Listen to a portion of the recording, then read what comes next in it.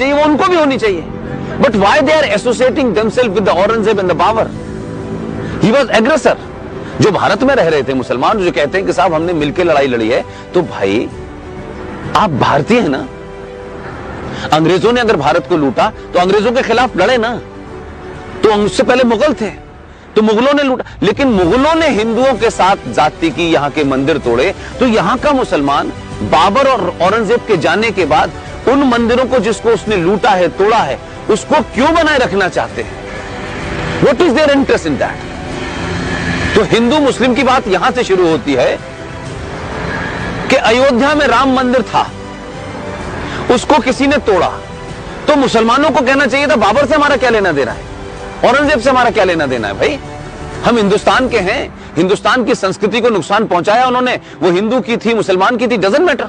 लेकिन हिंदुस्तान के मुसलमान आज भी, जो हमारे यहां 30,000 मंदिर तोड़े गए हैं, जिसमें बड़े में खासतौर से अयोध्या का मामला है, चाहे काशी का मामला है या मत, ये हिंदुस्तान के मुसलमान बाबर और अकबर को इसलिए जिंदा रखना चाहते हैं कि वो बार बार अपने उस हिंदू भाई को ये बताना चाहते हैं कि हमारे बाप दादाओं ने तुम्हें गुलाम बनाया था, हमारे बाप दादाओं ने तुम्हारी इज्जत लूटी थी, हमारे बाप दादाओं ने इस पूरे देश पर राज किया था, लिहाजा हम उन्हीं के। तो आप हिंदुस्तान में एक मेजोरिटी कम्युनिटी को इंफीरियरिटी कॉम्प्लेक्स में रखना चाहते हैं, उसको कुंठा में रखना चाहते हैं, उसको आप जलील करना चाहते हैं, तो कभी ना कभी ऐसा होता है। तो 70 साल के बाद इस देश में एक बदलाव है, इसलिए वो बर्दाश्त नहीं है।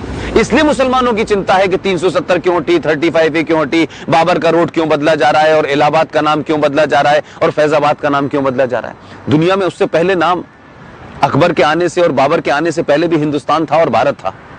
वो आए, उन्होंने चीजें तोड़ी और अपनी सत्ता स्थापित की। तो आज हमारी सत्ता है, तो वही नाम हम रख रहे हैं। आज कोई रोड का नाम नरेंद्र मोदी नहीं रख रहा, आज से 500-1000 साल पहले जो नाम थे प्रयागराज, वही नाम हम रख रहे हैं जिसको। तो अगर आप अपने इतिहास की तरफ लौट रहे हैं तो इसमें किसी को क्या तकलीफ होनी चाहिए? अगर आप भारत के हैं, अगर आप भारत के हैं तो भारत की चिंता होनी चाहिए। अगर आप भारत के हैं तो भारत की सरकार कोई भी पॉलिसी बनाए, उसमें आपको क्या तकलीफ है कि नहीं साहब भारत को इजराइल से संबंध नहीं रखना चाहिए?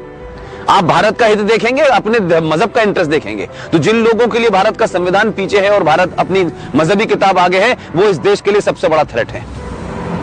इसलिए उनके बारे में जोर से बोलना चाहिए, कस के बोलना चाहिए, तथ्यों के साथ बोलना चाहिए। तो मुझे लगता है कि मेरी अपब्रिंगिंग ऐसी जगह हुई है जहां डर नहीं है, मेरे अंदर कोई डर नहीं है। और मैं ये मानता हूं सच बोलने से कोई रोक नहीं सकता है, और कमजोर आदमी थ्रेट देता है, ये ध्यान रखिएगा। ये जितने लोग चेतावनी, धमकियां देते हैं, ये निहायत कमजोर लोग हैं। अगर आपने कोई बात कही है और मेरी आपसे मैं एक राय नहीं हूं, तो सिमी जी मुझे आकर के आपसे डायलॉग करना चाहिए, आपको हरा देना चाहिए। लेकिन मैं हरा नहीं पाऊंगा तो मैं आपको फिजिकली असॉल्ट करूंगा। ये मेरी पहली वीकनेस है। ये हिंदुस्तान के मुसलमान, ये किसी का एजेंडा पूरा कर रहे हो, ये कम सबसे ज्यादा डरपोक लोग हैं। और ये कौन लोग हैं? ये हिंदुस्तान के मुसलमान तो 100% हिंदू से कन्वर्ट हुए हैं, और ये तो उस दौर में कन्वर्ट हुए हैं जब तलवार थी। तो जब डर के मारे तुमने मजहब, धर्म छोड़ के मजहब बदल लिया, हमारे बाप दादाओं ने तो तब भी नहीं बदला था। हम तो गुरु गोविंद सिंह के उन लोगों में से हैं जिनके 6 साल के और 9 साल के बच्चे ने कहा कि किसी भी कीमत पे इस्लाम कबूल नहीं करूंगा, मैं वाहे गुरु का पुत्र हूं, वाहे गुरु का रहूंगा। उन 6 साल और 9 साल के बच्चों को दीवार में चिनवा दिया। तो हमारे पूर्वज तो वो थे भाई। तो हम जब नहीं डरे तो अब क्या डरेंगे यार? तुम हमको डरा रहे हो, तुम तो खुद डरे हुए लोग हो। तुम जिस दिन हम ताकत में रहेंगे और इस देश कानून से चलने लगेगा, मुझे पूरी उम्मीद है कि 50 साल में मुसलमान कन्वर्ट हो जाएगा।